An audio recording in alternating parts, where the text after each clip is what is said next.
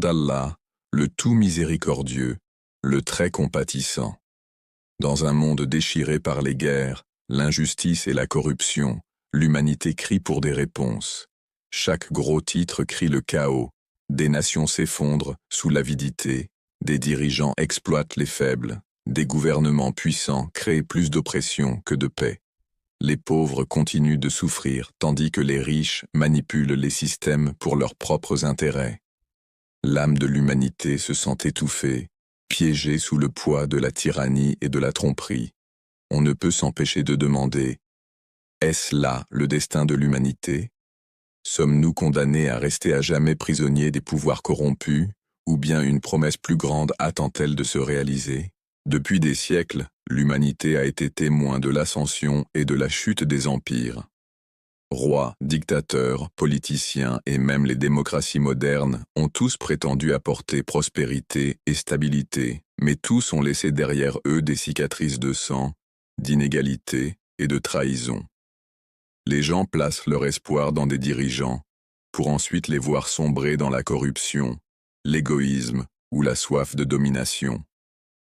Ce cycle se répète sans fin, laissant les nations désespérées et les individus brisés. Des déserts du Moyen-Orient jusqu'au gratte-ciel de l'Occident, l'humanité lutte avec le même cri. Où est la justice? Où est la vérité? Qui nous sauvera de cette obscurité sans fin? Le Coran nous rappelle que le monde ne restera jamais en équilibre lorsqu'il est bâti sur l'oppression. Allah a promis que sa guidance émergera toujours pour défier la corruption et restaurer la justice. Chaque prophète venu avait une mission de libération, libérer l'humanité de la tyrannie, leur enseigner la lumière de la vérité et les guider vers le Créateur. Mais bien que chaque prophète ait accompli des miracles et des victoires, le Coran et les hadiths nous disent que leur mission pointait en réalité vers un chef final, l'attendu qui achèverait leur lutte, l'imam al-Mahdi, alayhi salam. Cependant, avant sa réapparition, l'humanité devra goûter aux fruits amers de sa propre injustice. Le prophète Muhammad, sallallahu alayhi wa sallam, a prédit qu'il viendrait un temps où le mensonge se répandrait comme un incendie, où les faux triompheraient de la vérité, où les oppresseurs sembleraient intouchables, et où même la foi elle-même semblerait en danger. Nous voyons cela aujourd'hui, avec une clarté terrifiante. Des gouvernements mènent des guerres sans fin au nom de la paix. La technologie, au lieu de libérer l'humanité, est devenue un outil de surveillance et de contrôle. Les économies qui promettent la prospérité continuent d'élargir l'écart entre riches et pauvres. Les familles se désintègrent, la moralité disparaît, et l'âme de l'homme perd sa direction. Ce n'est pas une simple coïncidence, c'est la prophétie qui se déroule sous nos yeux. Le messager d'Allah, sallallahu alayhi wa sallam, a décrit la fin des temps comme une ère de confusion, où les gens se réveilleraient croyants, mais s'endormiraient mécréants, où la richesse serait abondante mais injustement distribuée, où l'oppression serait généralisée, et où la vérité serait moquée, tandis que le mensonge serait célébré. En regardant notre monde actuel, on ne peut nier que ces avertissements résonnent dans chaque coin du globe. Mais au sein de cette obscurité se trouve l'espoir. Tout comme la nuit est toujours suivie par l'aube, l'ère de l'oppression cédera finalement la place à l'ère de la justice. L'imam Mahdi, alayhi salam, attendu, n'est pas une figure mythique, ni un rêve lointain. C'est un dirigeant désigné divinement, promis dans les traditions sunnites et chiites, qui se lèvera lorsque le monde atteindra son point de rupture. Il ne sera pas comme les dirigeants que nous connaissons aujourd'hui qui se servent eux-mêmes. Il ne servira qu'Allah. Il ne construira pas des royaumes sur le dos des pauvres. Il élèvera les pauvres et humiliera les arrogants. Il ne divisera pas l'humanité en races, classes ou nations. Il unira l'humanité sous une seule bannière de justice. Son leadership ne sera pas limité par la géographie ou la culture. Il sera universel, car il vient comme le guide de toute l'humanité. La venue de l'imam Mahdi, alayhi salam, n'est pas seulement une question de religion, c'est une question de survie. C'est à propos d'un monde au bord de l'effondrement sauvé de sa propre destruction. Sa mission représente l'accomplissement du rêve de chaque prophète, la victoire de chaque âme opprimée et la guérison de chaque nation brisée. Il est la réponse à la question que l'humanité se pose depuis des milliers d'années. Peut-il y avoir une véritable justice sur terre? Mais le chemin vers son apparition n'est pas facile. Le prophète, sallallahu alayhi wa sallam, a averti qu'avant sa réapparition, des puissances mondiales atteindraient le sommet de la corruption. Les systèmes d'oppression deviendront plus forts que jamais. Le Dajjal, le grand trompeur, exploitera les faiblesses des gens, leur offrant des mensonges déguisés en vérité, l'esclavage déguisé en liberté et l'obscurité déguisée en lumière. Les dirigeants corrompus du monde résisteront à toute tentative de justice divine, s'accrochant désespérément à leur trône de pouvoir. L'affrontement entre le mensonge et la vérité, entre les empires corrompus et la mission divine de l'imam Mahdi, deviendra l'affrontement le plus grand de l'histoire humaine, le choc de l'ère finale. Alors que nous nous tenons aujourd'hui, regardant le monde sombrer dans le chaos, nous sommes laissés avec un choix. Nous pouvons rester aveugles, nous réconfortant avec des illusions, ou nous pouvons reconnaître les signes et préparer nos cœurs à la réalité qui vient. Les signes de sa venue ne sont pas lointains. Ils sont autour de nous, de plus en plus évidents chaque jour qui passe. Chaque injustice, chaque guerre, chaque politique corrompue, chaque effondrement moral n'est pas seulement une tragédie. C'est un rappel que la promesse d'Allah est proche, que l'aube de la justice approche. Ainsi, nous commençons ce voyage avec une question résonnant dans nos cœurs. Sommes-nous prêts pour le choc de l'ère finale?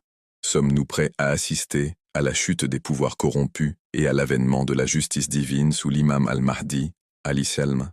Ce n'est pas simplement l'histoire qui attend de se produire, c'est le destin de l'humanité, et chaque âme y jouera un rôle. Le Coran parle avec une clarté absolue lorsqu'il s'agit de la nature des dirigeants corrompus et du destin final de ceux qui bâtissent leurs empires sur la tromperie.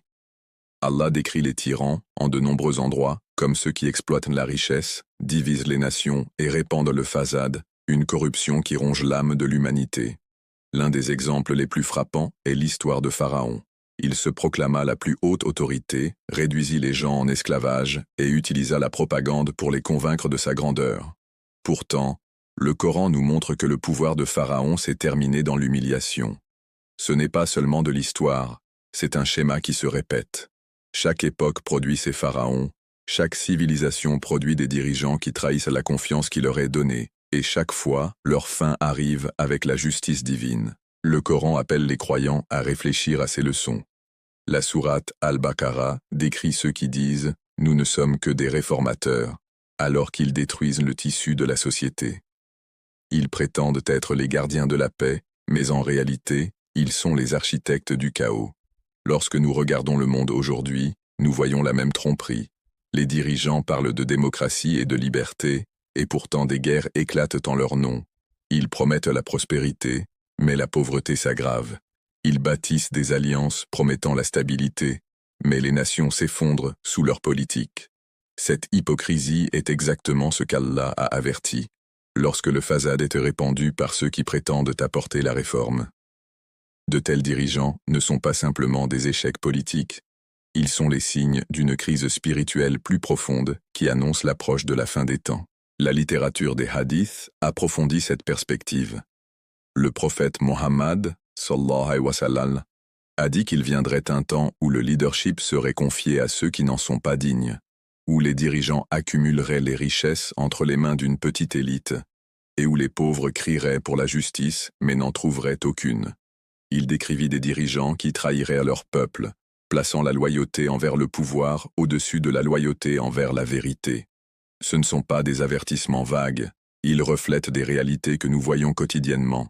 À travers le monde, le pouvoir s'est concentré entre les mains de quelques-uns, tandis que des millions souffrent de l'oppression, du déplacement et de la faim. Les paroles du prophète se déroulent sous nos yeux. Parmi les plus grands signes décrits dans les hadiths figure l'émergence du Dajjal.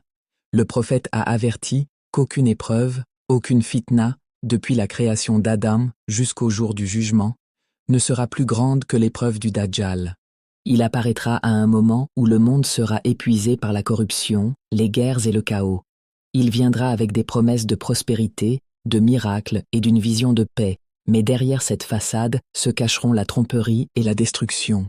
Le Coran parle des gens qui prennent le mensonge pour la vérité parce qu'il est enveloppé d'un vêtement attrayant. Le Dajjal représente le sommet de cette tromperie, une figure qui manipulera les masses à travers des illusions de pouvoir, de contrôle et même de spiritualité. Les narrations des hadiths le décrivent comme un maître de la propagande et du contrôle. Il aura la capacité de présenter le paradis comme l'enfer et l'enfer comme le paradis, troublant les cœurs et les esprits. Il contrôlera les ressources, décidant qui mange et qui a faim, qui vit dans le confort et qui souffre. Le prophète l'a décrit se déplaçant rapidement à travers la terre, répandant son influence partout, avec des partisans aveuglés par son charisme. Son système prospérera grâce à la tromperie, récompensant l'obéissance par des gains matériels tout en punissant la vérité par la souffrance. Dans le langage d'aujourd'hui, on pourrait l'imaginer comme un empire mondial fondé sur le contrôle de la richesse, de la technologie et des médias. Les paroles du prophète rendent clair que le Dajjal n'est pas seulement un homme, mais aussi un système de mensonges qui prépare le monde à son arrivée. L'un des aspects les plus effrayants des hadiths est la façon dont les gens se précipiteront vers le Dajjal à cause de leur désespoir. Lorsque la corruption domine et que les dirigeants trahissent leur nation, les gens commencent à aspirer à n'importe quelle alternative. Le Dajjal exploitera cette soif de stabilité en se présentant comme un sauveur. Il prétendra apporter la justice, mais sa justice sera sélective. Il prétendra nourrir les affamés, mais seulement ceux qui se soumettent à son autorité. Il prétendra guérir, mais sa guérison enchaînera les cœurs dans la loyauté envers lui. Le prophète a averti que sa tromperie sera si puissante que même certains croyants pourront douter, sauf ceux dont la foi est profondément enracinée dans la guidance d'Allah. Le Coran, lu à la lumière de ces hadiths, nous montre que l'émergence du Dajjal et des dirigeants corrompus n'est pas un hasard. C'est le résultat naturel d'un monde qui abandonne la guidance divine. Lorsque l'humanité rejette la révélation, elle devient vulnérable à la manipulation. Lorsque les sociétés poursuivent la richesse sans éthique, elles deviennent esclaves de ceux qui contrôlent la richesse. Lorsque la vérité est abandonnée, les mensonges deviennent attrayants. C'est pourquoi le prophète a souligné qu'à la fin des temps, s'accrocher à la foi sera comme tenir du charbon ardent.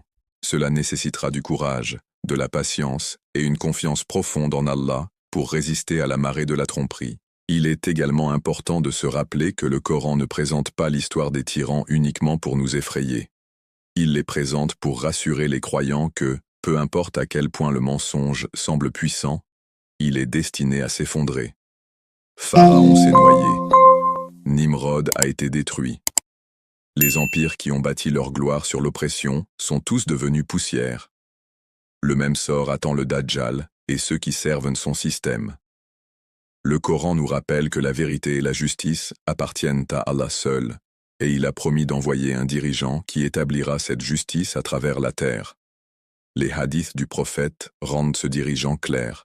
L'imam Mahdi, alayhi salam, celui qui se lèvera pour affronter le Dajjal, démanteler l'empire de la corruption et conduire l'humanité vers une ère de véritable paix et d'équité. Les prophéties décrivent le monde avant la réapparition de l'imam Mahdi comme étant noyé dans l'oppression. Les dirigeants trahiront la confiance de leur peuple, les élites consommeront la richesse tandis que les pauvres seront négligés, et l'oppression sera tellement normalisée que la justice semblera n'être qu'un rêve lointain. Pourtant, à ce point de rupture, Allah enverra son dirigeant choisi, la preuve finale de la guidance divine. Les avertissements du Coran sur les tyrans et le façade, les hadiths sur les dirigeants trahissant leur nation, et la montée terrifiante du Dajjal conduisant tous à ce point culminant. Le but est d'éveiller les cœurs pour que, lorsque le Sauveur arrivera, les croyants le reconnaissent non pas comme un étranger, mais comme l'accomplissement de la promesse éternelle d'Allah. Lorsque nous réfléchissons à ces versets et narrations, nous commençons à voir notre monde reflété en eux. La montée de la corruption, la trahison du leadership, la manipulation de la vérité, les systèmes mondiaux de contrôle et le désespoir des peuples, tout cela fait écho aux signes décrits par le prophète. Le Coran nous dit que la vérité est claire face aux mensonges, mais seulement pour ceux qui réfléchissent avec sincérité. Le défi de la fin des temps sera la clarté de la tromperie. Elle semblera si convaincante, si attrayante, que seuls les cœurs formés à la patience, à la prière et à la confiance en Allah résisteront. Ainsi, le Coran et les hadiths ensemble dressent le tableau du prélude à la mission de l'imam Mahdi. Un monde gouverné par l'injustice, trahi par ses dirigeants, manipulé par le système trompeur du Dajjal et criant pour le salut. Ce tableau n'est pas destiné à terrifier, mais à préparer, rappelant aux croyants que, peu importe la noirceur de la nuit, l'aube est certaine. La tyrannie des dirigeants est temporaire, la tromperie du Dajjal est limitée, mais la justice d'Allah est éternelle et imparable. L'élévation de l'imam Mahdi est la promesse que la vérité reviendra, que l'humanité sera libérée de l'oppression, et que la justice divine prévaudra enfin. Le monde d'aujourd'hui est façonné par des puissances mondiales qui dominent chaque aspect de la vie humaine. Leur influence s'étend à la politique, à l'économie, à la force militaire, à la culture et même à la pensée personnelle. Des nations autrefois bâties sur l'indépendance se retrouvent désormais liées par des chaînes invisibles créées par des superpuissances qui contrôlent les ressources, dictent les récits mondiaux et plient la moralité à leur volonté. L'ordre moderne n'est pas basé sur la justice ou l'égalité. Il s'agit de maintenir la domination de quelques-uns sur la majorité. Le Coran décrit le fasad sur terre comme la destruction de l'équilibre, et ce déséquilibre n'a jamais été aussi grand. Tout comme Pharaon asservissait autrefois son peuple et les divisait pour maintenir son pouvoir, de la même manière, les puissances modernes divisent les nations, montent les communautés, les unes contre les autres, et utilisent la peur comme outil de contrôle. L'une des armes les plus puissantes de leur arsenal est l'économie. Les systèmes économiques mondiaux sont structurés pour garantir que la richesse circule vers le haut, enrichissant une petite élite tandis que la majorité de l'humanité lutte pour survivre. Les institutions financières internationales, présentées comme les sauveurs des nations pauvres, agissent souvent comme des agents d'exploitation. Des prêts sont accordés avec des conditions qui dépouillent les pays de leur indépendance. Les ressources sont extraites au nom du développement, tandis que les peuples restent appauvris. À travers l'Afrique, l'Amérique latine et l'Asie, des nations riches en ressources naturelles sont paradoxalement parmi les plus pauvres, car leur or, leur pétrole et leurs minéraux sont drainés au profit de sociétés étrangères. Cela reflète la description coranique de ceux qui consomment injustement la richesse des autres, transformant la prospérité en chaîne. À côté du contrôle économique vient la domination politique. Les puissances mondiales s'ingèrent dans les gouvernements du monde entier, décidant quels dirigeants s'élèvent et lesquels sont renversés. Les démocraties sont manipulées, des coups d'État sont parrainés, et des régimes fantoches sont installés pour garantir la loyauté envers des intérêts étrangers. Le résultat est que de nombreuses nations ne servent plus leur propre peuple, mais des maîtres extérieurs. Les dirigeants qui résistent à cet ordre font souvent face à des sanctions, à l'isolement ou même à l'assassinat. Le prophète Muhammad, sallallahu alayhi wa sallam, a averti qu'à la fin des temps, le leadership ne serait plus une amana, une confiance, mais une trahison. Nous voyons cela lorsque des gouvernements abandonnent leur devoir de protéger leurs citoyens au profit de la protection des intérêts des superpuissances. La puissance militaire est un autre pilier de la domination. Les superpuissances modernes possèdent des armées capables de détruire des nations entières en quelques heures. Leurs armes ne se limitent pas aux champs de bataille, mais visent les vies civiles, les infrastructures et même l'environnement. Les guerres en Irak et en Afghanistan ont été justifiées par une rhétorique de liberté et de sécurité, mais elles ont laissé derrière elles des ruines, de l'instabilité et des millions de morts ou de déplacés. La Palestine continue d'être écrasée sous l'occupation, avec des armes avancées utilisées contre des civils, sans défense. Ce n'est pas simplement un conflit, c'est l'utilisation délibérée de la force pour rappeler au monde qui contrôle la vie et la mort. Le Coran relate l'arrogance des tyrans qui disaient « Qui est plus fort que nous en puissance ?» Pourtant, l'histoire montre que chaque empire qui se vantait de sa puissance a fini par s'effondrer. Au-delà de la guerre physique se trouve la guerre psychologique. Les médias sont devenus l'un des plus grands outils des empires modernes. Les chaînes d'information, les films et les industries culturelles ne sont pas neutres. Ils façonnent la façon dont les gens pensent, ce qu'ils craignent et à qui ils attribuent la faute. La propagande n'est plus des affiches sur des murs. Elle est intégrée dans le divertissement, la publicité et les réseaux sociaux. Des populations entières sont conditionnées à voir la guerre comme la paix, l'oppression comme la sécurité et la corruption comme la modernité. La colonisation culturelle est allée si loin que des valeurs étrangères aux sociétés leur sont imposées jusqu'à ce qu'elles oublient leur propre identité. Les familles se désagrègent alors que la moralité est redéfinie et des générations grandissent en croyant aux mensonges comme si c'était des vérités. C'est précisément la fitna que le prophète avait annoncée, lorsque les mensonges se répandraient si largement que les gens les considéreraient comme normaux. La surveillance est une autre dimension du contrôle. Les tyrans anciens s'appuyaient sur des espions pour surveiller leur peuple, mais les empires modernes ont créé des états de surveillance où chaque appel téléphonique, message et mouvement peut être suivi. Sous prétexte de sécurité, les gouvernements collectent d'innombrables données, en sachant plus sur les citoyens qu'ils n'en savent eux-mêmes. Cette colonisation numérique transforme les êtres humains en produits. Leurs choix, leurs peurs et leurs désirs sont enregistrés, vendus et manipulés pour les maintenir dépendants des systèmes de pouvoir. Dans un tel monde, la liberté est une illusion. Une personne peut se sentir indépendante, mais chaque décision est influencée par des forces qu'elle ne peut pas voir. Cela fait écho à l'avertissement du Coran sur ceux qui trompent avec des pièges cachés, attirant les gens dans un faux sentiment de sécurité. Les guerres pour les ressources continuent de définir les empires modernes. L'Irak a été envahi sous le prétexte d'armes de destruction massive, mais le véritable motif était le contrôle du pétrole et la domination stratégique. L'Afghanistan a été occupé pendant des décennies, laissant derrière lui la destruction tandis que ses minéraux et sa géographie servaient des intérêts étrangers. La Palestine reste une blessure sur la conscience de l'humanité, où les puissances mondiales soutiennent directement l'oppression ou détournent le regard. Ces guerres ne sont pas des accidents. Elles sont le sang vital d'un empire qui prospère grâce au conflit. Tout comme le Coran décrit les tyrans qui répandent la corruption sur terre et détruisent les cultures et les enfants, les guerres modernes dévastent à la fois la nature et l'humanité. Pourtant, il ne s'agit pas seulement de bombes et de balles. Les puissances mondiales utilisent la faim comme arme. En contrôlant les approvisionnements alimentaires, en imposant des sanctions et en manipulant le commerce, elles peuvent affamer des populations entières jusqu'à leur soumission. Les blocus économiques sont des sièges modernes, étouffant des nations sans qu'un seul coup de feu ne soit tiré.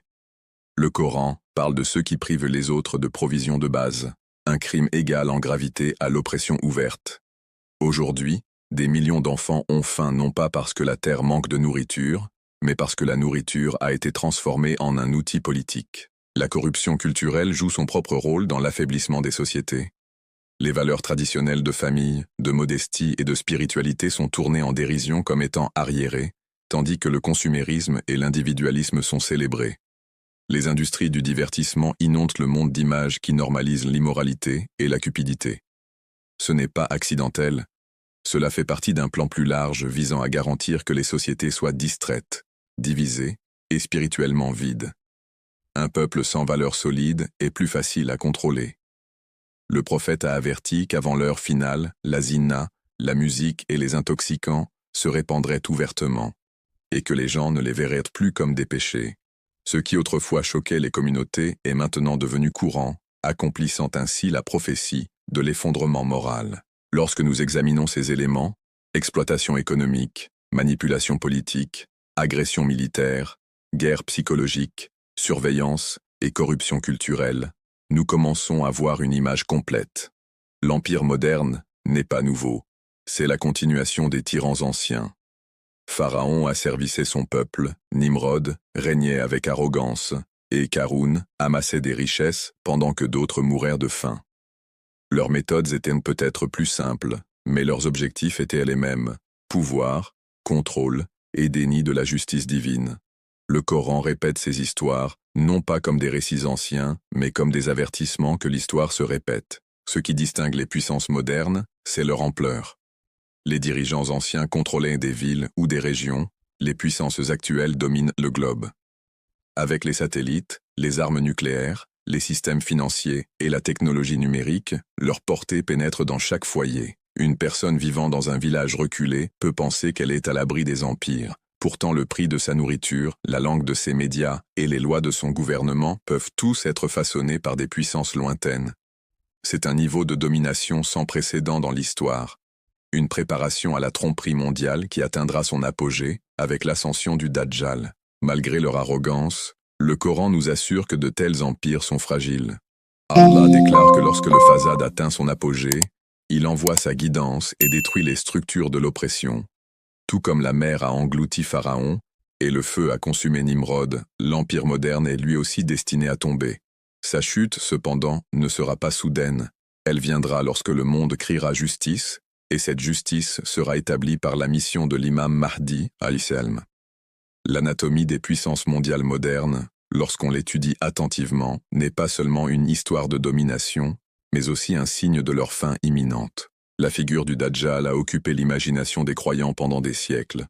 Le prophète Muhammad l'a décrit comme la plus grande fitna que l'humanité aura jamais à affronter, un trompeur dont les pouvoirs seront si extraordinaires que même les foi les plus solides seront ébranlées. Il ne se contentera pas de recourir à des illusions surnaturelles, mais créera également un système de tromperie qui engloutira le monde entier. Lorsque nous lisons attentivement les hadiths, nous voyons que le danger du Dajjal ne réside pas seulement dans son apparence physique, mais aussi dans l'environnement et la machinerie qu'il utilisera pour égarer les gens. Son arrivée représente le sommet de l'arrogance humaine, de la technologie séparée de l'éthique et des systèmes bâtis sur la corruption. Le messager d'Allah a décrit le Dajjal comme borgne, non seulement physiquement mais aussi symboliquement, comme quelqu'un qui ne voit qu'une seule dimension, une vision matérielle, dépourvu de la lumière de la guidance divine. Son paradis sera un enfer, et son enfer sera un paradis, ce qui signifie qu'il inversera la vérité et le mensonge. Les gens seront attirés par lui, à cause de ce qui semblera être prospérité, progrès et confort, alors qu'en réalité, ils marcheront vers des chaînes. Cette inversion est au cœur de sa tromperie, faire paraître le mal comme bien et le bien comme mal. Dans le monde d'aujourd'hui, nous voyons déjà des signes de cette inversion. L'oppression est appelée liberté, l'immoralité est appelée modernité, et l'exploitation est présentée comme développement. Lorsque nous regardons les hadiths décrivant ses pouvoirs, nous trouvons des détails étonnants. Il pourra commander aux cieux de pleuvoir et à la terre de produire des récoltes. Il fera apparaître des trésors cachés sous la terre et les distribuera à sa guise. Il se déplacera à travers le globe avec une grande rapidité, comme des nuages poussés par le vent. Il sera suivi de montagnes de nourriture et de rivières d'eau.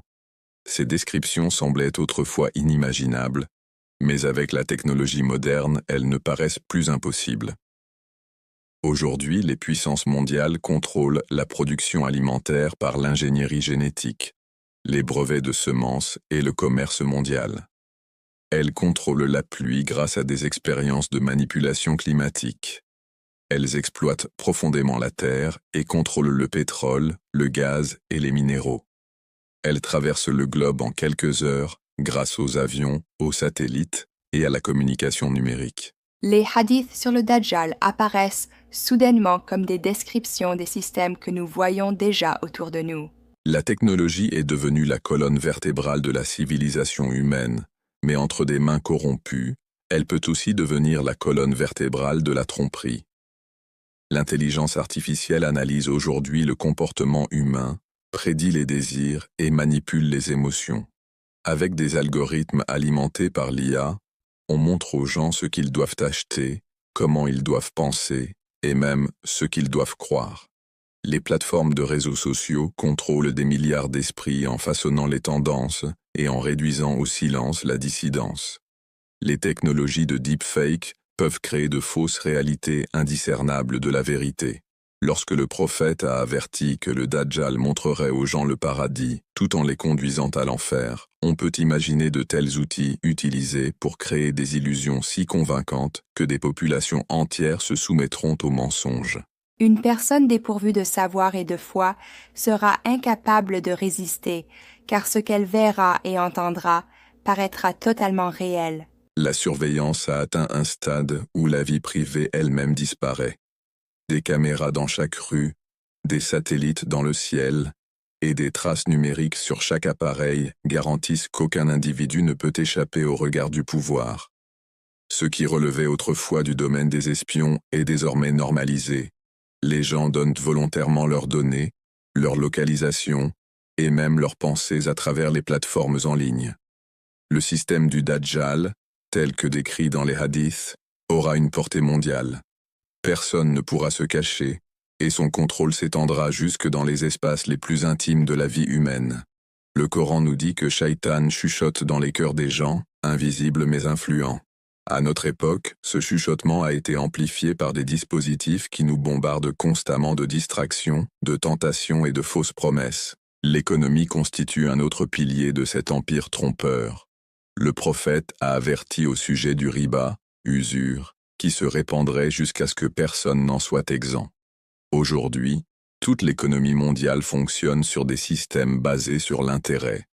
Le Fonds monétaire international et la Banque mondiale accordent des prêts aux nations les plus pauvres, mais les asservissent par des conditions qui garantissent une dépendance permanente. La dette devient un outil de domination. Les monnaies numériques et les sociétés sans espèces sont de plus en plus promues comme solution de commodité, mais elles permettent également un contrôle absolu. Un gouvernement ou une institution pourrait instantanément couper l'accès aux richesses de quelqu'un, imposant l'obéissance par strangulation économique. Les hadiths mentionnent que le Dajjal ordonnera aux gens de le suivre en échange de nourriture et de sécurité. Dans un monde où les systèmes numériques contrôlent toutes les transactions, cette prophétie semble plus proche que jamais. Un des aspects les plus frappants du système du Dajjal est la tromperie par les médias et la propagande. Tout comme il montrera un paradis qui est en réalité un enfer, les systèmes modernes conditionnent déjà les gens à voir les mensonges comme la vérité. Les guerres sont présentées comme des missions humanitaires, les invasions comme des libérations, et l'oppression comme sécurité. Les films et la télévision normalisent le péché, désensibilisent à la violence et glorifient la cupidité. Les gens ne distinguent plus entre la réalité et la fiction. Les hadiths mentionnent qu'à l'époque du Dajjal, la confusion sera si répandue que les croyants douteront d'eux-mêmes. Lorsque les médias saturent chaque coin de la vie, lorsque les enfants grandissent en consommant des récits conçus pour affaiblir leur morale, il devient facile d'imaginer comment des sociétés entières pourraient être trompées en même temps. Le Dajjal est également décrit comme commandant d'immenses trésors, de montagnes de nourriture et de rivières d'eau qui le suivront. Les entreprises modernes contrôlent déjà les approvisionnements en eau, privatisant ce qui était autrefois gratuit. Les multinationales dominent l'agriculture, s'assurant que les agriculteurs ne peuvent planter sans acheter de semences auprès d'elles.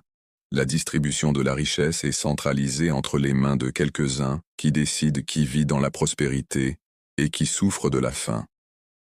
Lors des crises, ces entreprises s'enrichissent, tandis que les pauvres deviennent plus désespérés. Il n'est pas difficile d'imaginer de tels pouvoirs concentrés entre les mains d'un seul personnage qui les utilise pour exiger loyauté et obéissance. Pourquoi les gens tomberont-ils dans son piège? Le prophète a répondu clairement, la cupidité, la peur et l'ignorance. La cupidité rend les gens prêts à vendre leurs principes pour le confort. La peur les pousse à abandonner leur dignité pour la sécurité. L'ignorance les aveugle de telle sorte qu'ils ne reconnaissent pas la vérité même lorsqu'elle est devant eux. En temps de crise, lorsque la nourriture se fait rare, que les économies s'effondrent et que les guerres font rage, les gens courront vers quiconque leur promettra du soulagement. Le système du Dajjal prospère en créant le chaos, puis en offrant de fausses solutions. Ceux qui n'ont pas une foi solide ne pourront pas résister, car la tentation sera trop forte et la peur trop écrasante. Les hadiths soulignent également que le Dajjal ne trompera pas seulement les gens ordinaires, mais aussi les savants, les dirigeants, et ceux considérés comme intelligents. Sa tromperie sera si puissante que beaucoup de ceux qui se croyaient en sécurité tomberont. Le prophète l'a décrit comme ayant quelque chose qui ressemble au paradis. Les gens verront du confort, du divertissement, de la prospérité, mais ceux qui l'acceptent perdront leur âme. Seuls ceux qui ont un profond yaqin, certitude en Allah, pourront reconnaître l'illusion. Le Coran dit que la vérité et le mensonge ne peuvent jamais être égaux, mais lorsque le mensonge est décoré, seuls les gens de clairvoyance peuvent le distinguer. L'ascension du système du Dajjal n'est pas un événement soudain. C'est un processus progressif qui se déroule sous nos yeux. Pas à pas, l'humanité est préparée à accepter le contrôle de chaque aspect de la vie. D'abord, l'économie est centralisée, puis les médias dominent la pensée, puis la surveillance supprime la vie privée, puis la technologie crée une dépendance. Lorsque la figure réelle du Dajjal apparaîtra, le système sera déjà en place, et les gens seront habitués à l'obéissance. Il n'aura qu'à se présenter comme le sauveur, celui qui peut faire fonctionner le tout à leur avantage. C'est pourquoi le prophète a exhorté à plusieurs reprises ses fidèles à chercher protection contre la fitna du Dajjal dans leurs prières quotidiennes. En examinant l'histoire, nous voyons que chaque tyran avant le Dajjal était une ombre de sa venue. Pharaon a revendiqué la divinité, Nimrod a défié les prophètes, Karun a amassé des richesses, et de faux prêtres ont trompé les nations. Le système du Dajjal est la culmination de tous ces schémas combinés, amplifiés par la technologie et la communication mondiale. Il représente l'épreuve finale de la loyauté de l'humanité. Adoreront-ils le pouvoir matériel ou resteront-ils fermes dans la vérité divine? Le Coran déclare que la terre appartient à Allah et qu'il la donne à qui il veut. Peu importe à quel point le Dajjal devient puissant, sa fin est scellée et il sera détruit par Issa, ASN, et les forces de la vérité. Jusqu'à ce moment, les croyants sont mis à l'épreuve. L'ascension du système du Dajjal nous enseigne que la foi ne peut être superficielle. Elle doit être enracinée dans la connaissance, dans le Coran et dans l'amour d'Allah et de son messager.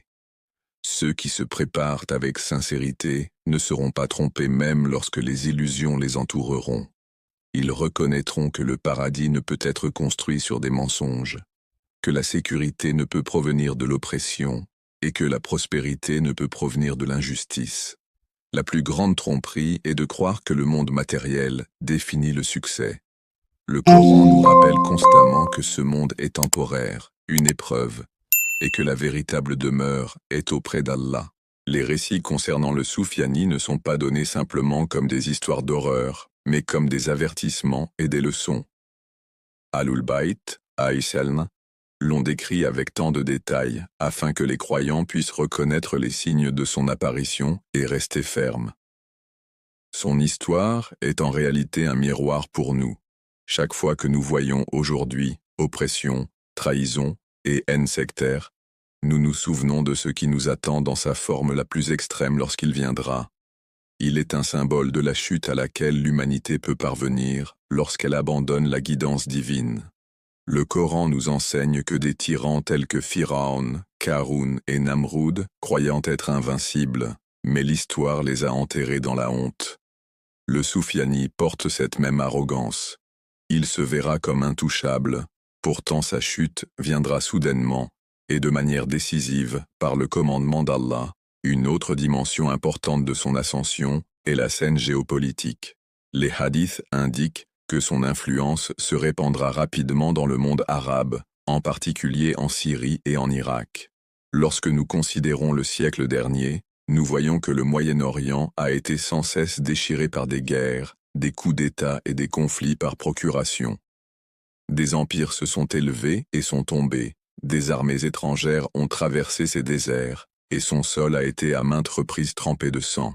Pourtant, la fitna du soufiyani sera encore plus dévastatrice, car elle combinera la trahison politique avec la corruption religieuse. Contrairement aux envahisseurs étrangers, dont les motifs sont clairs, il dissimulera sa tyrannie sous des prétentions de rétablir l'ordre, de défendre l'islam ou de raviver la fierté arabe. Cette tromperie rendra son règne plus dangereux, car elle séduira les ignorants et ceux qui sont désespérés de retrouver la stabilité. Le sectarisme est au cœur de son arsenal. Ahlul Bayt, Aïsin, ont enseigné que sa haine sera particulièrement intense contre les chiites, ceux qui portent le message de Ali, Aïsin, et attendent l'imam Mahdi, Aïsin. Mais sa violence ne se limitera pas à eux. En fin de compte, sa soif de sang engloutira tous ceux qui s'opposent à son autorité, quelle que soit leur secte ou leur origine. Cela démontre le vide de la haine sectaire. Elle commence par un groupe, mais finit inévitablement par détruire tout le monde. Nous en voyons aujourd'hui des aperçus. Des groupes qui prétendent défendre une secte finissent souvent par tuer davantage des leurs. Le soufiyani est l'incarnation de cette folie, un tyran qui se nourrit de la division jusqu'à ce que la société elle-même s'effondre. Les narrations nous rappellent également que la tyrannie du soufiyani n'est pas seulement une affaire politique, il s'agit aussi d'une épreuve pour la foi des croyants. Beaucoup seront ébranlés en ces jours-là. Certains perdront espoir, pensant que l'oppression a triomphé pour toujours. D'autres seront séduits par les fausses promesses du soufiani de sécurité ou de richesse. D'autres encore resteront silencieux, craignant la persécution s'ils résistent. Mais les véritables partisans de l'imam Mahdi, al-Islam, ne vacilleront pas. Ils resteront fidèles, même sous la menace de la mort. Cette fermeté est l'essence de l'intizar. Attendre non pas les bras croisés, mais avec une foi active, du courage et de la résilience. L'ascension du soufiani est donc à la fois un malheur et une opportunité, un malheur à cause des souffrances immenses qu'elle entraîne, et une opportunité parce qu'elle sépare les sincères des hypocrites. En même temps, son émergence ébranle l'ordre mondial. Tout comme l'arrogance de Fir'aun a pris fin avec l'élévation de Moussa, ASS, et tout comme la tyrannie de Namroud s'est effondrée devant Ibrahim, ASS, la brutalité du soufiani prépare le terrain pour la plus grande révolution de l'histoire. Sa fitna crée les conditions dans lesquelles l'humanité criera justice. Des peuples qui toléraient autrefois des dirigeants corrompus réaliseront enfin que la tyrannie est insupportable. Des communautés divisées reconnaîtront le prix de leur désunion. Les cris des opprimés résonneront de tous côtés, préparant les cœurs à accepter le leadership de l'imam Mahdi, Aïssaïn. Sans la douleur de la trahison, beaucoup resteraient aveugles à la vérité. Mais la cruauté du soufiani contraint le monde à affronter les conséquences de l'ignorance de la guidance divine. L'un des récits les plus frappants à son sujet est celui de son armée engloutie par la terre. Il enverra une immense force pour attaquer l'imam à la Mecque, confiant de pouvoir écraser le mouvement de vérité avant même qu'il ne commence. Mais Allah interviendra directement. Le désert s'ouvrira et toute l'armée sera ensevelie vivante. Seuls quelques survivants subsisteront pour raconter l'événement. Cet événement est décrit comme l'un des signes certains de la réapparition de l'imam Mahdi, un miracle divin qui annonce la fin de l'ère du mensonge. C'est un rappel que, peu importe à quel point l'oppression peut sembler écrasante, le commandement d'Allah est toujours plus grand. Le monde peut trembler devant les tyrans, mais la terre elle-même se retournera contre eux lorsque Allah l'ordonnera. Dans la grande fresque de l'histoire, l'ascension du soufiani n'est pas un accident, mais une partie du plan divin. Son règne révèle le vide du pouvoir terrestre, les dangers de la haine sectaire et la trahison des dirigeants corrompus. Il enseigne à la Oumma que le salut ne peut venir de ceux qui cherchent le pouvoir pour eux-mêmes, mais uniquement de l'imam divinement guidé qui porte la lumière du prophète. Son chaos est une ombre qui rend la lumière de l'imam Mahdi, al-Issaïm, encore plus éclatante. Sa trahison révèle la loyauté des compagnons de l'imam. Sa tyrannie rend la justice de l'imam universelle et indéniable. Ainsi, bien que les récits concernant le soufiani soient terrifiants, ils sont aussi porteurs d'espérance. Ils nous disent que le monde atteindra son point le plus bas, mais seulement pour ensuite s'élever à son plus haut. Ils nous rappellent que chaque Fir'aun a son Moussa, chaque Namroud a son Ibrahim, et chaque Yazid a son Hussaïn. Le soufiani ne fera pas exception. Son ascension est temporaire, sa cruauté de courte durée, et sa défaite inévitable. Il est la tempête avant l'aube, le tyran dont l'existence même prouve que le monde est prêt pour son sauveur. Pour le croyant d'aujourd'hui, réfléchir à l'histoire du soufiani est un appel à se préparer. C'est un avertissement à ne pas se laisser tromper par des tyrans qui se drapent de religion, à ne pas tomber dans le piège de la haine sectaire, et à ne pas vendre sa loyauté pour des gains mondains. C'est aussi un rappel à renforcer sa foi, à bâtir sa résilience, et à rester ferme face aux épreuves.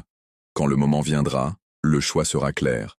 Se tenir aux côtés du soufiani et de ses armées de corruption, ou se tenir aux côtés de l'imam Mahdi, al-Islam, et des soldats de la vérité.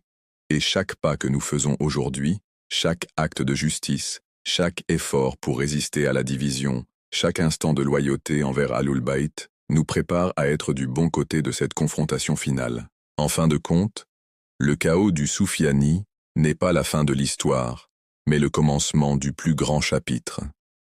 Sa fitna est le feu qui purifie, la tempête qui dégage le chemin, l'obscurité qui annonce l'aube. De sa tyrannie naîtra la révolution de l'imam Mahdi, al-Islam, le guide universel qui remplira la terre de justice comme elle était remplie d'oppression. Telle est la promesse d'Allah, et Allah ne manque jamais à sa promesse. L'histoire de l'humanité a toujours été marquée par des conflits entre les forces de la vérité et les forces du mensonge.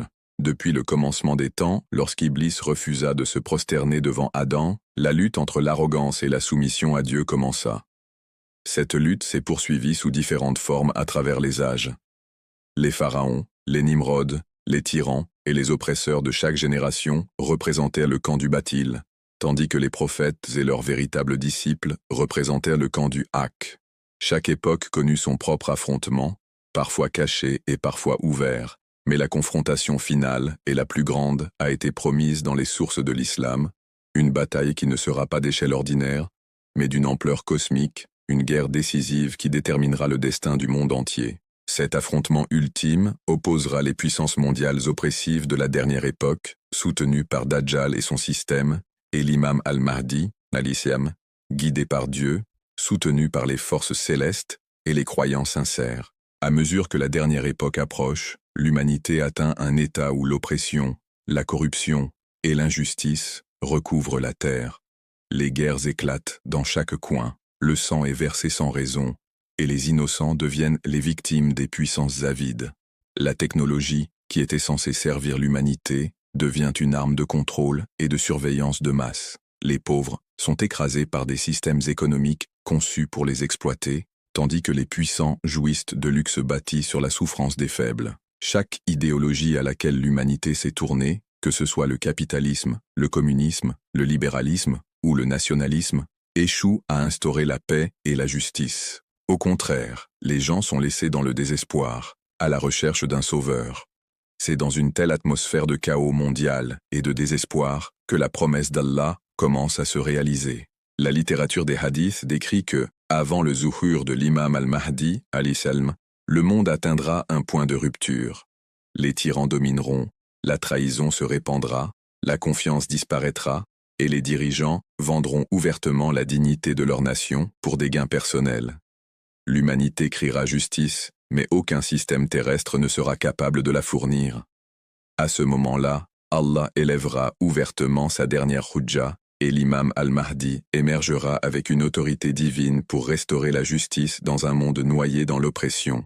La confrontation qui s'ensuivra est décrite comme l'épreuve la plus grande et la victoire la plus éclatante de l'histoire humaine. Cet affrontement final ne concerne pas seulement les armées ou les armes, il s'agit du choc des idéologies, des visions du monde. D'un côté se tiendra le système de Dajjal, fondé sur la tromperie, les mensonges, l'exploitation et l'absence de Dieu. De l'autre se tiendra la direction de l'imam al-Mahdi, fondée sur la justice, la vérité, la miséricorde divine et la guidance. C'est le Haqq contre le Batil dans sa forme la plus pure.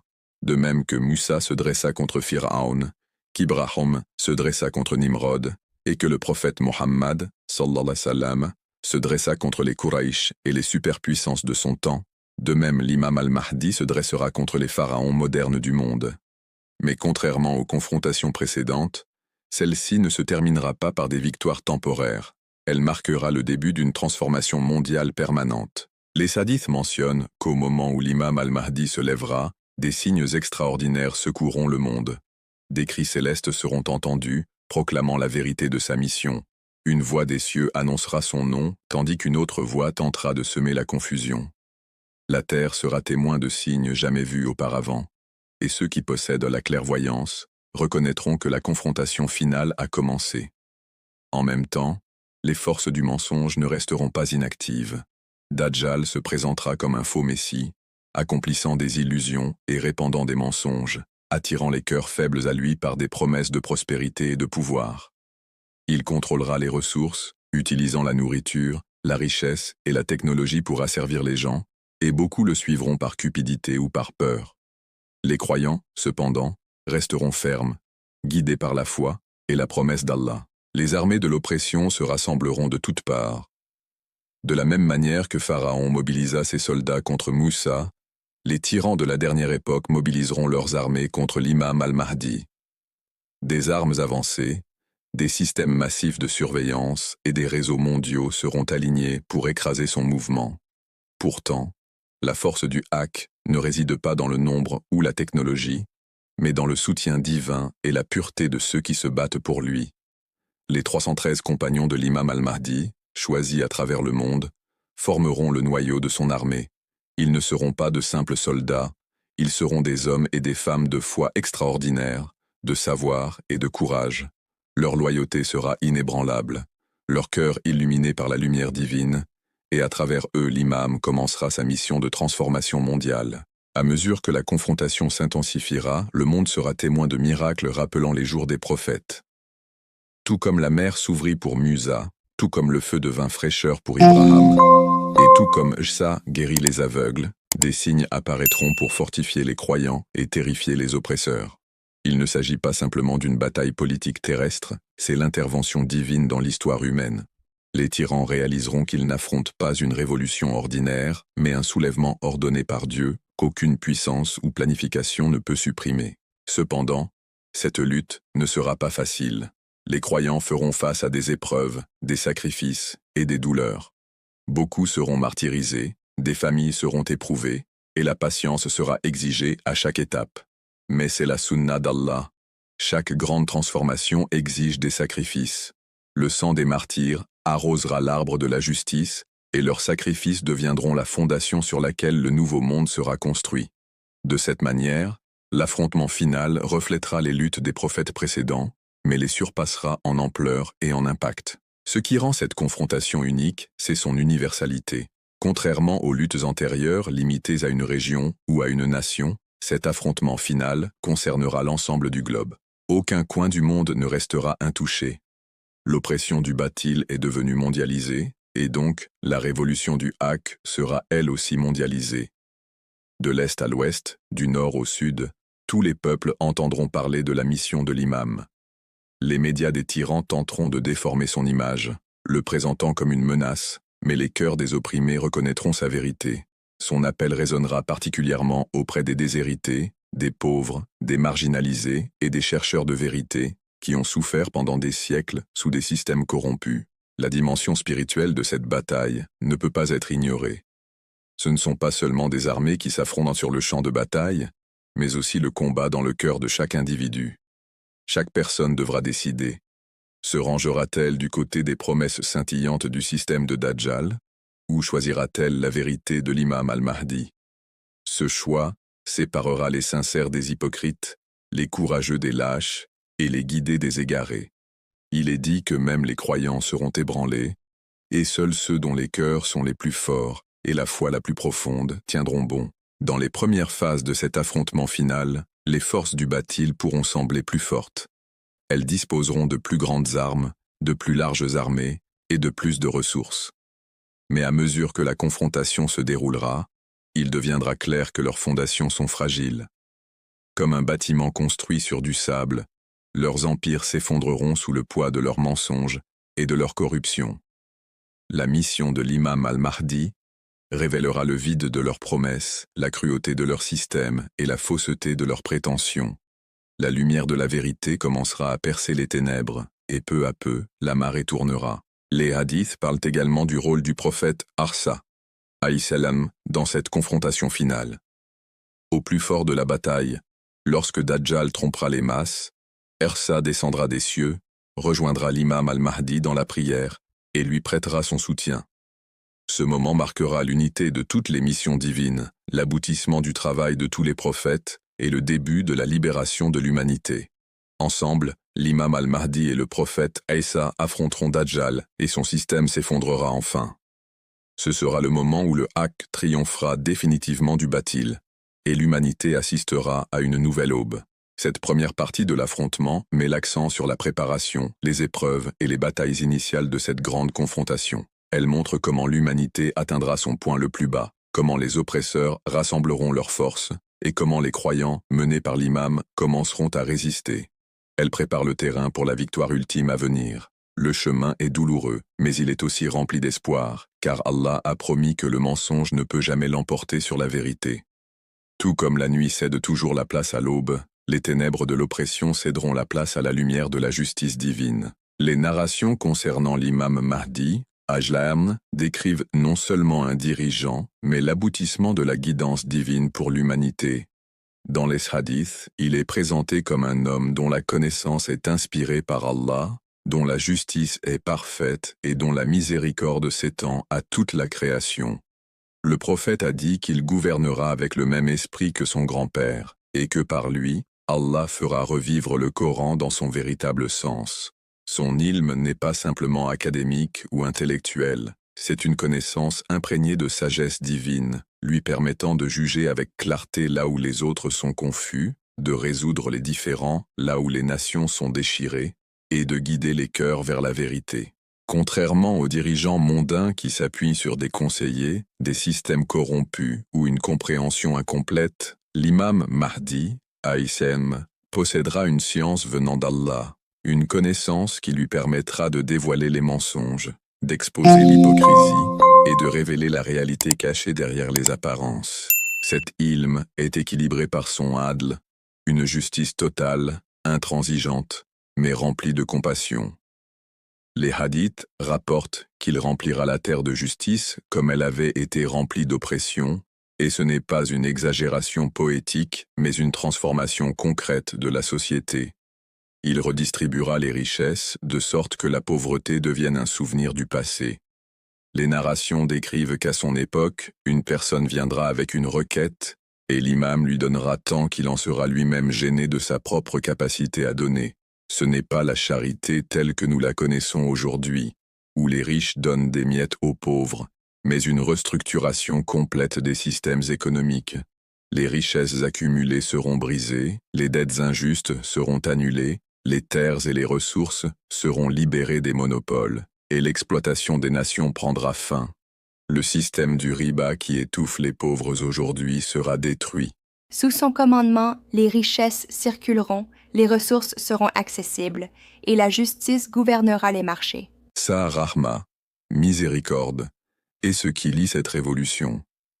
Une révolution sans miséricorde devient une autre tyrannie, mais celle de l'imam Mahdi, alayhi salam, est animée par la compassion envers les opprimés, les brisés, et même envers ceux qui ont été égarés par le mensonge. Il ne se contentera pas de punir les coupables, mais guérira les blessures laissées par des siècles d'oppression. Son gouvernement n'est pas une revanche, mais une restauration de l'équilibre, de la dignité et de la paix. Les hadiths décrivent que même les animaux et le monde naturel trouveront le repos à son époque. Les rivières couleront en abondance, les récoltes seront généreuses, et le climat se stabilisera, comme si la création elle-même répondait à son juste leadership. Cela reflète la vision coranique selon laquelle la corruption, fasade, sur terre, entraîne un déséquilibre dans la nature, et la justice restaure l'harmonie, non seulement parmi les humains, mais dans toute la création. Au centre de sa mission se trouve le soutien du prophète Isa, alayhi, dont la descente est un signe puissant d'unité parmi les croyants. Le prophète Isa, alayhi, descendra à l'époque de l'imam Mahdi, alayhi, et déclarera son allégeance envers lui. Ce moment symbolise l'unité de la guidance divine d'Adam à Muhammad et au-delà. Il montre que l'imam Mahdi, alayhi, n'initie pas quelque chose de nouveau, mais qu'il complète la mission de tous les prophètes.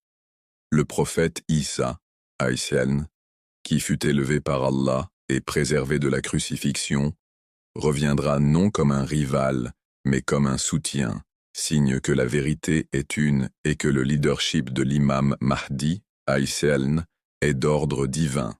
Ensemble, ils uniront les musulmans et les chrétiens, les juifs qui cherchent la vérité, et tous ceux qui aspirent à la justice.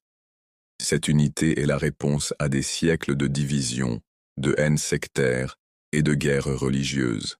Par leur direction, l'humanité verra la réalisation de ce que les prophètes ont toujours prêché, l'adoration d'un seul Dieu et la justice entre les gens. Un autre pilier de la mission de l'imam Mahdi, alayhi salam, est constitué de ses 313 compagnons. Ces individus choisis sont mentionnés dans les narrations comme les piliers de son mouvement, reflétant les 313 combattants de Badr qui se tinrent aux côtés du prophète aux premiers jours difficiles de l'islam. Leurs qualités sont décrites en détail: une foi inébranlable, une loyauté absolue, un courage qui ne tremble pas même face à la mort, et un savoir qui leur permet de guider les autres. Ils viennent des 4 coins du monde, différentes terres, langues et origines, montrant que la révolution de l'imam Mahdi, alayhi salam, n'est pas liée à une race ou une nation, mais qu'elle est mondiale. Chacun d'eux possède en lui les qualités du leadership, mais tous se soumettent humblement au commandement de l'imam. Avec ses compagnons, l'imam établira son gouvernement, répandant la justice de ville en ville, de nation en nation, jusqu'à ce qu'aucun recoin de la terre ne reste intact. Leur recrutement fait partie du plan divin.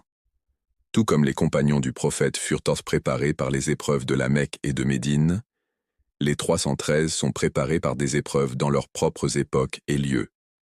Ils surgiront de l'anonymat, certains connus comme savants, d'autres comme guerriers, d'autres encore comme croyants ordinaires, mais tous éprouvés par le feu de la foi.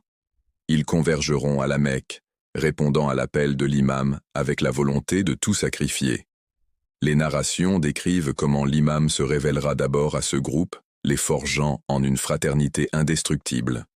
Avec eux, la révolution devient irrésistible, car ils incarnent la sincérité et la force nécessaires pour défier les empires. La mission de l'imam, en essence, est l'achèvement de la mission de tous les prophètes. D'Adam, Aïsem, à Nuh, Aïsen, d'Ibrahim, Aïsen, à Moussa, Aïsem, d'Issa, Aïsen, à Muhammad. Tous les prophètes ont apporté la guidance, mais leurs missions furent interrompues par la résistance des tyrans et la trahison de leur peuple. Ils ont établi des lueurs de justice, mais le monde n'a jamais pleinement accepté l'ordre divin. L'imam Mahdi, alayhi salam, vient achever cet arc de l'histoire. Il est celui par qui la promesse divine est accomplie, que les justes hériteront de la terre. Son leadership rassemble les fils épars des missions prophétiques en un seul tissu de justice, de miséricorde et de vérité. L'humanité verra enfin ce que signifie vivre sous la guidance de Dieu, non comme un slogan mais comme une réalité vécue. Sa révolution sera mondiale non seulement géographiquement, mais aussi dans la conscience. Les gens ne se définiront plus par les divisions artificielles de la nation, de la race ou de la secte. Au contraire, ils s'uniront sous la bannière de la justice et de l'adoration d'Allah. Le savoir fleurira, l'ignorance disparaîtra, et le potentiel humain, étouffé pendant des siècles, éclora.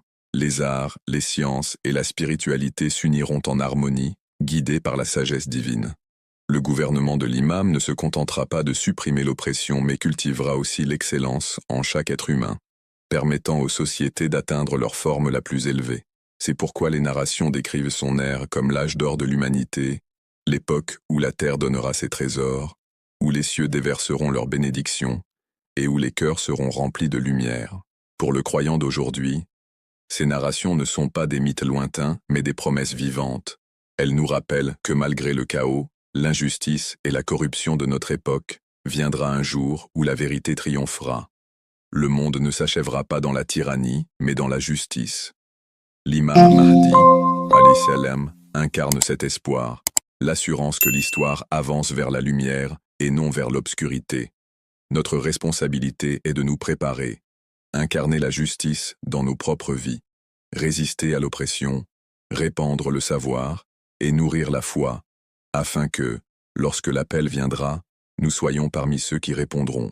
L'émergence de l'imam Mahdi, Aïsem, n'est donc pas seulement l'arrivée d'un sauveur mais le dévoilement du véritable potentiel de l'humanité sous la direction divine. Son ilm guide, son adel transforme, sa rahma guérit, ses compagnons fortifient, et son alliance avec le prophète Isa, Ayassieln, unit le monde. Et dans sa mission, les prières de tous les prophètes, les sacrifices de tous les martyrs, et les espoirs de tous les opprimés, trouvent leur accomplissement ultime. Lorsque la confrontation entre le haq et le batil atteindra son apogée, le monde se tiendra au bord de son destin. Pendant des siècles, des empires d'arrogance ont régné, se nourrissant de sang et de tromperies, mais ils font désormais face à leur effondrement inévitable. Les promesses d'Allah et les paroles du prophète, sallallahu alayhi wa sallam, résonnent à travers le temps. La vérité est venue et le faux a disparu. En vérité, le faux est voué à disparaître. Coran 17, 81. L'affrontement final n'est pas seulement une rencontre militaire, c'est la rupture des illusions, l'éclatement des mensonges et la révélation de la justice divine sur une scène mondiale. Les armées du monde, rassemblées sous des dirigeants corrompus et leurs alliances, se dresseront contre l'imam Mahdi, alayhi salam, et ses compagnons. Leur stratégie, leur propagande et leur technologie leur feront d'abord croire qu'ils sont invincibles. Mais l'histoire a montré à maintes reprises que l'arrogance des tyrans les aveugle toujours. Tout comme Fir'aun pensait que le Nil était sous son contrôle, tout comme Qarûn croyait que ses trésors pouvaient le sauver, et tout comme les Quraysh pensèrent que leur nombre pouvait détruire l'islam, ainsi les superpuissances de la dernière époque surestimeront-elles leurs forces. Elles mobiliseront des forces d'une ampleur jamais vue auparavant, des armées couvrant des continents, des armes conçues pour anéantir des nations et des réseaux de contrôle capables de pénétrer dans chaque foyer. Pourtant, face à elles s'élèvera une petite armée, mais divinement renforcée, dirigée par l'imam Mahdi, dont la force ne viendra pas des armes, mais du commandement d'Allah. Les hadiths décrivent qu'au milieu de cette confrontation, le Dajjal se présentera ouvertement, prétendant être divin. Sa tromperie atteindra son apogée lorsqu'il réalisera des illusions captivant les cœurs faibles. Il parcourra la terre rapidement, montrant aux gens de faux paradis et de faux enfers, trompant ceux qui mesurent la vérité par les apparences. Beaucoup le suivront, non par foi, mais par avidité, peur ou ignorance. Son système promettra la sécurité et la richesse, mais asservira l'âme. Pourtant, ceux qui resteront fermes dans leurs croyances le reconnaîtront pour ce qu'il est réellement. L'incarnation de la tromperie, le faux messie qui symbolise l'apogée du batul. C'est à ce moment critique que le prophète Issa, alayhi salim, descendra, comme annoncé dans des hadiths authentiques. Son arrivée sera un tournant dans la bataille. Les hadiths décrivent qu'il descendra près du minaret blanc à Damas, portant des vêtements de lumière, ses mains reposant sur les ailes des anges. Les croyants l'accueilleront, et il rejoindra l'imam Mahdi dans la prière, affirmant que le leadership de cette époque appartient à l'imam. Cet acte n'unira pas seulement les musulmans mais aussi les chrétiens qui attendèrent le retour de Isa. Les adeptes de la révélation, longtemps divisés, seront désormais unis sous une seule bannière, la bannière de la justice. Le duel final aura lieu lorsque Isa, a.s. affrontera personnellement le Dajjal. Comme rapporté dans Sahih Muslim, Issa poursuivra le Dajjal jusqu'à ce qu'il le trouve près de la porte de Lud, dans la Palestine actuelle, et le tuera. Par cet acte, la plus grande source de tromperie de l'histoire humaine sera détruite. L'illusion du pouvoir du Dajjal disparaîtra comme de la fumée, et ceux qui l'avaient suivi aveuglément réaliseront trop tard leur erreur. Sa mort marquera l'effondrement du système mensonger qui avait asservi l'humanité, et les chaînes de la colonisation psychologique et spirituelle seront brisées. Mais la chute du Dajjal n'est qu'une partie de l'affrontement final. Les puissances mondiales corrompues qui s'étaient alignées avec lui continueront leur résistance. Leurs empires, construits sur des siècles d'oppression, feront désormais face à la rétribution divine. Le Coran rappelle souvent comment Allah a détruit les nations arrogantes auparavant. Que de cités n'avons-nous pas détruites alors qu'elles commettèrent des injustices? Elles tombèrent sur leurs toits effondrés, que de puits abandonnés et de palais magnifiques désertés. Coran 22-45. De la même manière, les gratte-ciel des arrogants, les institutions financières de l'exploitation et les complexes militaro-industriels de l'oppression s'effondreront les uns après les autres. Tremblements de terre, signes cosmiques et interventions divines démantèleront l'infrastructure de la tyrannie. Les opprimés se lèveront, reprenant ce qui leur avait été volé, et les faux empires s'écrouleront sous le poids de leurs péchés. La révolution de l'imam Mahdi ne consistera pas seulement à vaincre des armées. Elle visera à reconstruire le monde sur des principes de justice. Une fois les forces du batil anéanties, l'imam établira une gouvernance fondée sur le Coran et la Sunna. Les richesses ne seront plus accaparées par une minorité, mais distribuées équitablement parmi les gens. Les hadiths décrivent qu'il remplira la terre de justice comme elle avait été remplie d'injustice. La pauvreté disparaîtra, l'oppression prendra fin, et les peuples vivront en paix. Même le monde naturel reflètera cette harmonie. Les cieux déverseront des bénédictions, la terre offrira ses trésors, et les êtres humains vivront dans la dignité. Le rôle des 313 compagnons sera central dans cette transformation. Ils serviront de noyau d'administrateurs, de gouverneurs et de commandants du nouveau système. Chacun d'eux sera comme une étoile, guidant son peuple avec sagesse et foi. Leur leadership garantira que la justice ne sera pas limitée à une région mais se répandra sur toute la planète. Les hadiths mentionnent que le règne de l'imam Mahdi atteindra l'Orient et l'Occident, ne laissant aucun coin de la terre intouché. Le monde entier fera l'expérience de ce que signifie vivre sous la justice divine, quelque chose que l'humanité a longtemps désiré sans jamais l'atteindre pleinement. Cette victoire finale sera également spirituelle. Le Coran ne sera plus ignoré ou déformé mais deviendra la constitution directrice du monde. Isa, ayah 16, clarifiera la vérité sur sa mission, corrigeant les malentendus qui avaient divisé l'humanité. Il déclarera qu'il n'est pas divin, mais un serviteur d'Allah, et cela conduira beaucoup parmi les gens du livre à embrasser la vérité. L'unité des croyants sous l'imam Mahdi sera l'accomplissement des prières des prophètes à travers les siècles. Ce sera le moment où le message d'Ibrahim, de Moussa, de Isa et de Muhammad, paix sur eux tous, convergera en une seule réalité. L'effondrement des empires mensongers ne se fera pas sans résistance. Certains tyrans refuseront de se soumettre, s'accrochant à leur pouvoir jusqu'au dernier moment. Mais tout comme l'obscurité ne peut résister au lever du soleil, leur résistance ne fera qu'accélérer leur chute. Les hadiths parlent d'un soutien divin dans ces moments, des armées célestes, des forces invisibles et des miracles qui protègent l'imam et ses partisans. Les anges descendront, renforçant les croyants, et les éléments mêmes de la nature se rangeront du côté du haqq. Les montagnes trembleront, les rivières changeront de cours, et les oppresseurs se retrouveront impuissants face au commandement d'Allah. Alors que la poussière de la guerre se dissipera, la nouvelle ère commencera. L'humanité entrera enfin dans une époque de paix, quelque chose qu'elle n'a jamais véritablement connu depuis le début de l'histoire. Les épées seront remplacées par des charrues, et les nations ne s'affronteront plus. Au lieu de rivaliser pour les ressources, les peuples les partageront. Au lieu d'accumuler des richesses, ils les distribueront. Au lieu de vivre dans la peur, ils vivront en sécurité. La justice ne sera pas un slogan abstrait, mais une réalité vécue. Le Coran décrit un tel temps. Allah a promis à ceux d'entre vous qui croient et font de bonnes œuvres qu'il leur donnera sûrement la succession sur terre comme il l'a donné à ceux qui les ont précédés, qu'il affermira pour eux leur religion qu'il a agréée pour eux et qu'il remplacera leur crainte par la sécurité. Coran 24, 55. Cette victoire du haqq sur le batil n'est pas simplement la fin d'une ère, c'est le début d'un nouveau chapitre pour l'humanité. Pour la première fois, le monde goûtera à la douceur de la véritable liberté, liberté de l'oppression, de la tromperie et de l'exploitation. La lumière de la guidance divine brillera sur la terre entière, et les peuples comprendront que la véritable civilisation ne se construit pas sur des gratte-ciel ou des armes, mais sur la justice, la miséricorde et la vérité. L'héritage de cet affrontement final résonnera pour toujours. Les générations futures le considéreront comme le tournant de l'histoire, le moment où l'humanité fut sauvée du bord de la destruction et guidée de nouveau sur le chemin d'Allah. Il sera rappelé non seulement comme le triomphe de l'imam Mahdi et de ses compagnons, mais comme le triomphe de tous les prophètes, de tous les martyrs et de tous les chercheurs de vérité à travers l'histoire. Ainsi, l'histoire de l'humanité se boucle. D'Adam à Muhammad, sallallahu alayhi wa sallam, des luttes des prophètes au sacrifice des croyants, le voyage trouve son achèvement dans l'affrontement final.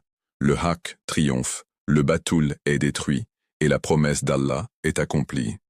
Le monde entre dans une ère de paix comme il n'en a jamais connue, et l'humanité comprend enfin le sens de la justice divine. L'histoire de l'humanité a toujours été un champ de bataille entre la lumière et les ténèbres, la justice et l'oppression, la vérité et le mensonge. Depuis le tout début, l'humanité a été confrontée à des dirigeants qui prétendaient à la divinité, qui asservissaient les faibles et qui répandaient la corruption sur terre. Le Coran préserve ces leçons afin qu'aucune génération n'oublie. Pharaon, qui s'est noyé dans son arrogance, Karun, qui a été englouti par la terre, Namroud, qui a été réduit au silence par un simple moustique. Ces récits ne sont pas des fables anciennes, mais des avertissements éternels. La tyrannie peut s'élever haut, mais elle finit toujours par tomber, et les cris des opprimés ne restent jamais sans réponse auprès d'Allah. Aujourd'hui, lorsque nous regardons autour de nous, nous voyons la même histoire se répéter. L'injustice nous entoure, les cris des pauvres s'élèvent vers les cieux, et l'arrogance des nations puissantes ne connaît pas de limite. L'humanité s'écrie « Quand viendra le secours d'Allah ?» Et la réponse est la même qu'elle a toujours été. Le secours d'Allah est proche, certes. La prophétie de l'imam Mahdi, alayhi salam, est ce secours. Il est la promesse finale, le sauveur attendu, l'aboutissement de chaque lutte entre Haqq et Batil. Son avènement n'est pas le rêve d'un seul peuple ou d'une seule nation, mais l'espérance universelle de toute l'humanité. La mission de l'imam Mahdi, alayhi salam, est globale et éternelle. Il ne vient pas seulement pour les musulmans, ni pour les arabes, ni pour les seuls chiites. Il vient pour chaque âme opprimée, chaque enfant affamé, chaque orphelin, chaque réfugié, chaque croyant qui a souffert sous le poids de l'injustice. Il vient pour le chrétien qui attend encore Isa, Aysen, pour le juif qui espère un messie, pour l'hindou qui rêve de Kalki, pour le chercheur de vérité qui ne trouve pas la paix dans les illusions de ce monde. L'imam Mahdi, al-Ilif, est la promesse d'Allah à toute l'humanité, que l'oppression ne durera pas éternellement, que la corruption ne submergera pas totalement la terre, et que la justice prévaudra un jour partout. Mais Allah a décrété qu'avant cette grande promesse, il y aura un temps d'épreuve. C'est l'époque de la Ghaibat, l'occultation de l'imam. Beaucoup la comprennent mal, pensant qu'elle signifie absence. Pourtant, de la même manière que le soleil caché derrière les nuages continue à réchauffer la terre, l'imam est présent, même s'il est invisible. Il continue de guider, de protéger et de préparer, bien que le monde ne le reconnaisse pas. Sa Ghaibat est une épreuve divine, un terrain d'entraînement pour les croyants. Durant ce temps, Allah observe. Qui restera loyal à la vérité sans la voir? Qui résistera aux tentations du système de Dajjal? Qui se préparera, afin que, lorsque l'appel de l'imam atteindra ses oreilles, il se lève sans hésitation? La Ghaibat n'est pas un vide. C'est une préparation. Elle nous enseigne la patience, la foi et la confiance en Allah. Elle nous apprend que l'attente n'est pas une inaction, mais de vivre chaque instant comme si l'imam pouvait apparaître demain. Les compagnons de l'imam Mahdi, alayhi alim, les célèbres 313, ne seront pas choisis au hasard. Ils sont préparés en ce moment même, à travers le monde, en silence. Ce sont ceux qui résistent à l'injustice, qui luttent pour la vérité, qui purifient leur cœur et qui portent en eux le courage de tout sacrifier lorsque l'imam les appellera. Chaque croyant a le potentiel d'être parmi eux, si seulement nous prenons la Ghaibat comme une responsabilité et non comme une excuse. Ainsi, à ce stade de réflexion, le cœur du croyant tremble de désir. Chaque jour sans l'imam semble lourd. Chaque injustice dans le monde est un rappel de notre besoin de lui. Les guerres en Palestine, le sang au Yémen, les cris des orphelins, la corruption des dirigeants, tous sont des questions restées sans réponse que seul son Zuhur peut résoudre. Nos yeux le cherchent, nos cœurs le désirent, et nos langues murmurent la même invocation. Allahumma ajil li waliyik al-faraj. Ô Allah, le monde se noie dans l'injustice, le sang des innocents est versé, les richesses sont volées, le pouvoir est abusé. Les enfants pleurent de faim tandis que les tyrans festoient dans les palais. La vérité est réduite au silence, les mensonges sont glorifiés, et la foi est tournée en dérision. Ô Allah, nous t'implorons, hâte la réapparition de ton bien-aimé imam, Al-Hujjat al-Mahdi, alayhi salam. Ne nous laisse pas mourir sans voir son étendard se lever, sans entendre sa voix proclamer la vérité, sans avoir la chance de nous tenir à ses côtés. Ya Allah, prépare nos cœurs pour lui. Ôte de nous les maladies de l'arrogance, de la cupidité, de l'hypocrisie et de la lâcheté. Renforce-nous avec la patience, la sincérité et le courage. Fais de nous ceux qui ne doutent pas lorsque le monde doute, qui n'hésitent pas lorsque les autres hésitent, qui ne l'abandonnent pas lorsque l'épreuve devient lourde. Ô Allah, si nos corps sont trop faibles pour combattre, que nos prières renforcent sa cause. Si nos richesses sont peu, que notre loyauté soit grande. Si nos vies sont courtes, que nos enfants soient parmi ces soldats. Imagine le monde après sa réapparition. Plus de bombes, plus de prisons d'injustice, plus de famine, plus de corruption. La terre sera remplie de justice, comme elle fut remplie d'injustice. Les frontières de la haine disparaîtront, les richesses ne seront plus thésaurisées, et la paix ne sera plus un rêve, mais une réalité. Les nations ne rivaliseront plus en armes, mais en service à l'humanité. Le savoir ne sera pas étouffé, mais diffusé. Le Coran ne sera pas récité seulement aux funérailles, mais vécu comme une constitution pour la vie. Mosquées, églises, synagogues et temples feront tous résonner la même vérité, qu'il n'y a de Dieu qu'Allah et que l'humanité est une seule famille sous sa guidance. Voilà la liberté que l'humanité a toujours désirée. Non pas la fausse liberté de l'égoïsme, mais la véritable liberté face à la peur, à l'exploitation et au mensonge. La véritable liberté, c'est de vivre en harmonie avec la volonté d'Allah, en paix avec la nature, dans la justice avec la société et dans la pureté avec son âme. Telle est la promesse de l'imam Mahdi, al-Islam, et tel est le monde que nous attendons. Mais attendre ne suffit pas. L'histoire de l'imam Mahdi, al-Islam, ne concerne pas seulement l'avenir, elle concerne le présent. Chaque acte de bonté que nous accomplissons, chaque position que nous prenons contre l'oppression, chaque fois que nous prions pour son zuhur, nous nous préparons pour lui. Nos actions nous rapprochent de lui ou nous en éloignent. Les croyants doivent vivre comme si l'imam pouvait apparaître demain. Nos vies doivent refléter la préparation, pureté d'intention, service à l'humanité, loyauté envers la vérité. Quand l'imam viendra, il ne demandera pas combien de richesses nous avions, combien de titres nous portons, ou combien de mentions « j'aime » nous avons récoltées sur nos écrans. Il demandera « Étiez-vous parmi ceux qui se préparaient pour moi? Étiez-vous parmi ceux qui se levaient pour la justice, même seuls? Étiez-vous parmi ceux qui résistaient à la corruption, même lorsqu'il était facile de se taire? Étiez-vous parmi ceux qui priaient pour moi, qui m'attendaient, qui se sacrifiaient pour moi? Ces questions devraient résonner dans nos cœurs chaque jour. Alors, préparons-nous, nous et nos familles. Élevons nos enfants dans l'amour de l'imam, enseignons-leur à rejeter l'injustice, entraînons-les à avoir du courage, et rendons-les prêts à servir la révolution finale de la vérité. Car lorsque l'imam élèvera sa voix et demandera « Qui m'aidera dans le chemin d'Allah ?»